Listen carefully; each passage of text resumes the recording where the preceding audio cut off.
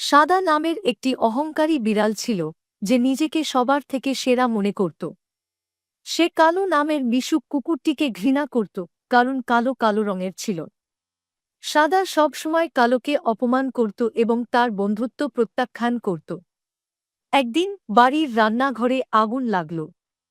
মালিক বাড়িতে ছিলেন না। ভয়ে সাদা সোফার নিচে লুকিয়ে কাঁপছিল। কালো বাইরে থেকে ধোঁয়া দেখে দ্রুত বাড়িতে ঢুকে পড়ল। সে ভয় না পেয়ে সাদাকে উদ্ধার করল এবং তাকে বাইরে নিয়ে এল। জীবন বাঁচানোর পর সাদা অনুতপ্ত হল এবং নিজের ভুলের জন্য কালোর কাছে ক্ষমা চাইল। সে বুঝতে পারল, ভালোবাসা আর বন্ধুত্ব কোনো রং দিয়ে মাপা যায় না। সেই দিন থেকে তারা সেরা বন্ধু হয়ে গেল। তারা একসঙ্গে খেলাধুলা করত, খাবার ভাগ করে খেত এবং প্রমাণ করে দিল যে আসল বন্ধুত্ব মন দিয়ে হয়, গায়ের রং দিয়ে নয়।